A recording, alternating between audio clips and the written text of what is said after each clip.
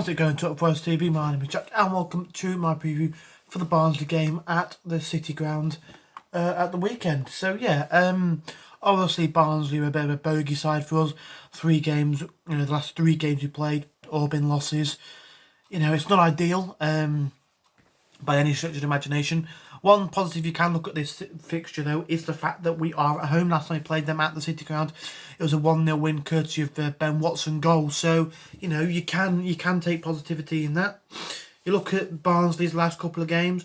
Last night they drew 2-2 with Cardiff. Mick McCarthy's first game in charge in Wales, but it was at Barnsley. So yeah, that was 2-2. Cardiff, a team similar to us, struggling. But then before that, they had an absolutely fantastic 1-0 win in the Cup to Norwich. Who would have expected that? Norwich this season have been absolutely sublime. You'd expect them to roll over Barnsley. But no, Barnsley got a 1-0 win in that game at Oakwell. Then the 2 games before that, a 1-0 loss at home to Watford and then a 2-0 loss away at Swansea. So, yeah, they're slap bang in the middle of the Championship table in 12th place.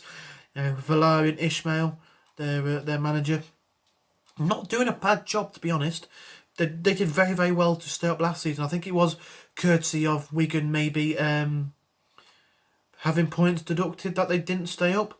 But yeah, we didn't hinder them in that situation when we were absolutely dreadful in that game at the back end of last season that really, really sort of put a big nail in the coffin of our hopes for the playoffs. Sadly tried to set up with a 5 at the back to try and get us that point we needed to be in the top 6, but yeah, it just backfired horribly, and they scored a last-minute winner. Yeah, it was. I don't really want to think about that game, to be honest. Then the game before that, after that would have been the League Cup game. I think that was 1-0. I can't remember off the top of my head, but yeah, we had an awful start to the season, if you remember. And then it was 2-0 to Barnsley the last time we played at Oakwell. So yeah, not the best at Oakwell, but at home, last time we played them was a 1-0 win, like I mentioned. So you can take a bit of what's the word? Inspiration from that, I guess. But yeah, it's going to be a difficult one. We were off the back of that 5-1 drubbing from Swansea in the League Cup. Hopefully it doesn't scar us too much. It was really difficult to pick somebody who actually had a good game. Knockout scored but wasn't that good. And I looked at Jordan Smith's performance, and like the commentary was saying, I didn't think he played all too badly. Okay, he let in 5 goals. The second one, there's nothing he could have done about it. The penalty shouldn't have been a penalty. I don't really want to get too much into that game. But yeah, it was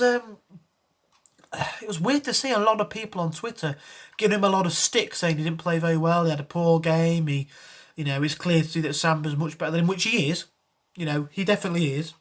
But I think he didn't play too badly. I think he's probably the only player who could really hold his head up. But he won't play. He won't play against Barnsley unless Samba picks up an injury between now and Saturday, because Samba will be first choice. And I think it'll go back to a bit more normality in terms of the team. I think he'll probably go Samba in goal, the back 4, Christie. When you play Worrell and McKenna together, yeah, I guess he probably will.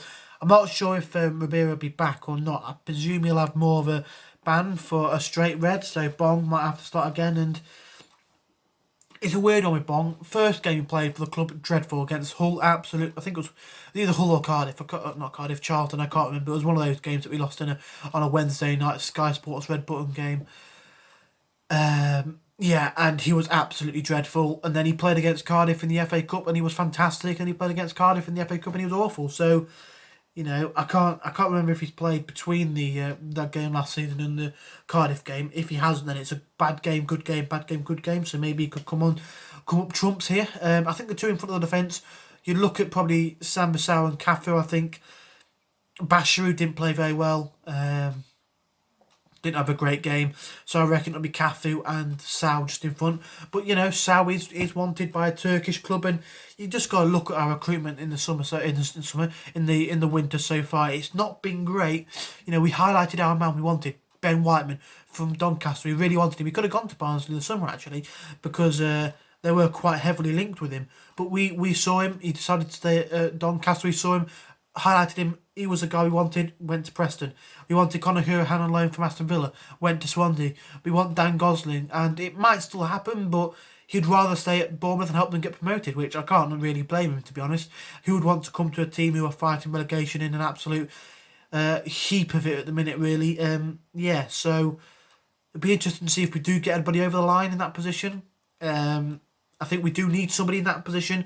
Obviously, if Sambasar is going, even if not, I think we need somebody who can keep that ball a bit better, keep things ticking over.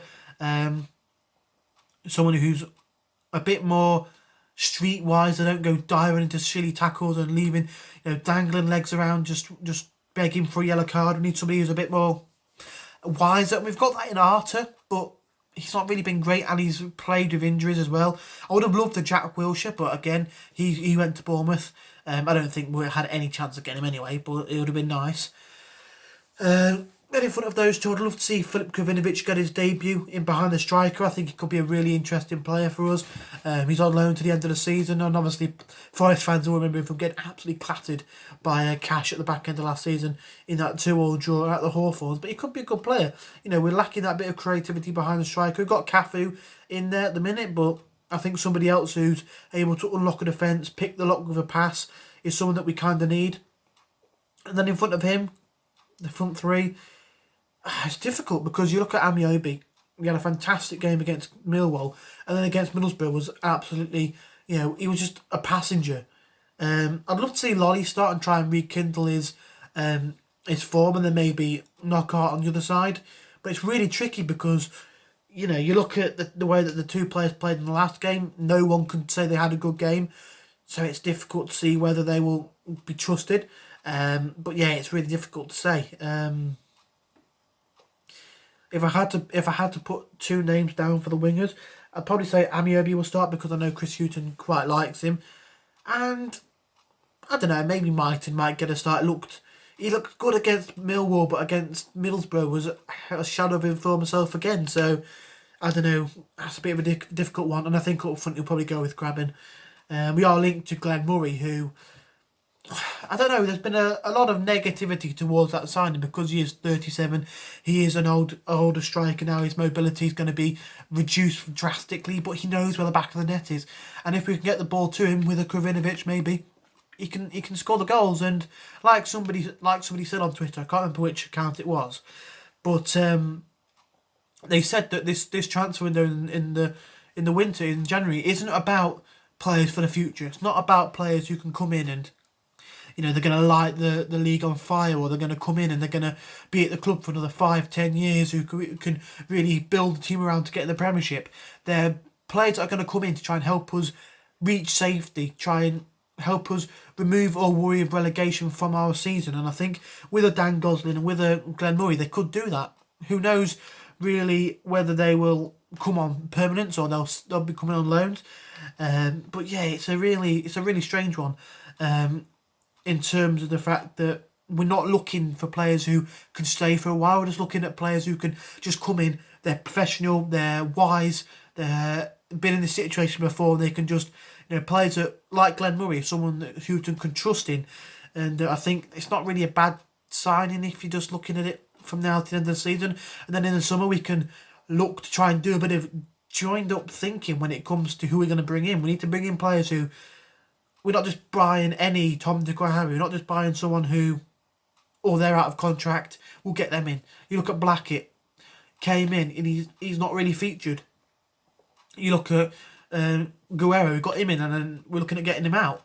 Ianu came in and then he went out on loan. So we really need maybe a new team of the recruitment staff, or just somebody who can really have a plan and an idea of the sort of players we're looking at. You look at Brentford, they're bringing players from obscure leagues, they're bringing players from the lower league, nurture them, bring them through, sell them on for a massive profit.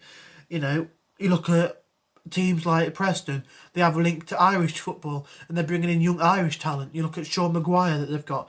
We need somebody to come in and really just bring a plan of recruitment. I mean, I know it's meant to be a preview for the Barnsley game, but I want to say this while I'm here. We need a plan in terms of what we're bringing in. Are we going to bring in players who are young and nurture them through and keep them at the club for a long while? Or are we going to bring in players who are in their prime right now, who may have, you know, I don't know, come from a lower league side, or are we going to bring in players who have dropped off from Premier League sides? You look a lot at QPR, they bring in a lot of players who have sort of been released by Premier League sides, who they believe still have a bit of potential. We need some joined up thinking when it comes to recruitment, and I think if we can really just have someone who has a bit of a plan, rather than just buying whoever seems to be available and then letting them go for half the price in 6 months' time. You know, it's difficult because it looked like we were picking things up a bit this season. From last season, we bought in Blackett, and you thought that was a bit of a decent deal. Forgotten the word. Got experience at Premier League clubs like Manchester United. He's a steady player, but then just never seems to play. Ianu looked good when he played, but then got shipped out on loan. You know, who else has there been? Arter coming from Bournemouth and doesn't really play. Colback. He looked like a good signing on paper, but he's not been very good this season. So, like I say, if we can get somebody in who can join up just a bit of sense when it comes to who we're going to sign, and we can see a plan as fans of what we're doing, then people will be much more happy, you would say. But yeah, in terms of the Barnsley game, I think it'll be a tricky game. It won't be a game full of flair, full of style. It'll be a game where the two teams sort of try and grind it out. There'll be a lot of long balls from Barnsley, you'd expect. It'll be that game where I think one bit of quality will win the game. Hopefully it does swing in our favour, and that's why I'm going to go there 1-0 win. And for the goal scorer, I'd say a pop shot maybe from Filip Krovinovic if he starts, or if he comes off the bench. So yeah, 1-0 to Forest is my prediction. Let me know in the comments section down below about the score, who you think will play, what I've said about the transfers, whether you have an idea of what you think should happen. And yeah, thank you for watching. Subscribe to Talk Forest TV, TFTV Extra and Dan TV, TFTV. Like the video, and come on, you Reds.